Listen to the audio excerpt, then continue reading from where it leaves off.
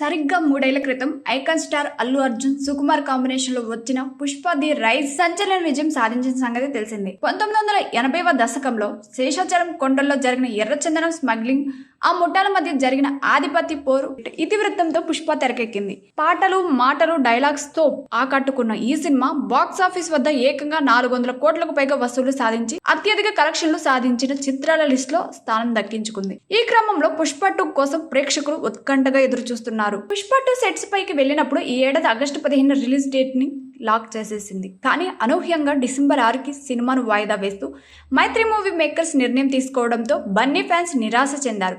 అయితే ఈ సినిమాను ఒకరోజు ముందుకు జరిపి అంటే డిసెంబర్ 5వ తేదీన విడుదల చేస్తామని చెప్పడంతో ప్రేక్షకులు ఖుషి అవుతున్నారు.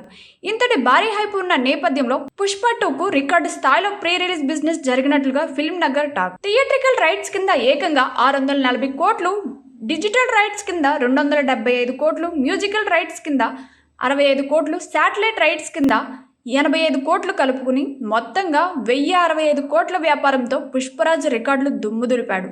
అలాగే పుష్ప 2ని ప్రపంచవ్యాప్తంగా దాదాపు 11,500 థియేటర్స్ లో రిలీజ్ చేయనున్నట్లుగా మేకర్స్ ప్రకటించారు. ఇక సుకుమార్ చిత్రాల్లో ఐటమ్ సాంగ్స్ కు ప్రత్యేక స్థానం ఉంది.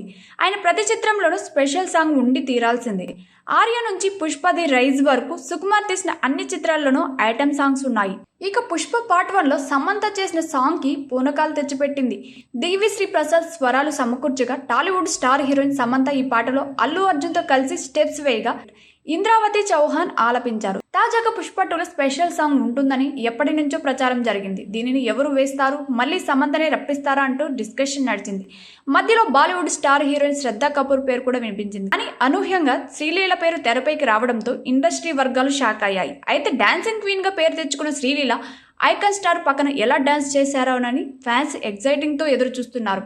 కిస్సీగా సాంగ్ షెడ్యూల్ ఇప్పటికే పూర్తి చేయగా దీనికి సంబంధించిన ఫోటోలు సోషల్ మీడియాలో వైరల్ అవుతున్నాయి. అంతా బాగానే ఉంది కానీ ఈ ఐటమ్ సాంగ్ కోసం శ్రీలీల ఎంత రెమ్యునరేషన్ తీసుకున్నారని చర్చ జరుగుతుంది. అయితే సోషల్ మీడియా కథనాలను బట్టి కిస్సీకి సాంగ్ చేసినందుకు ఆమె ఏకంగా కోటిని పారితోషికం తీసుకున్నారట. మరి ఇది ఎంతవరకు నిజమో తెలియాలంటే కొద్ది రోజులు ఆగాల్సిందే.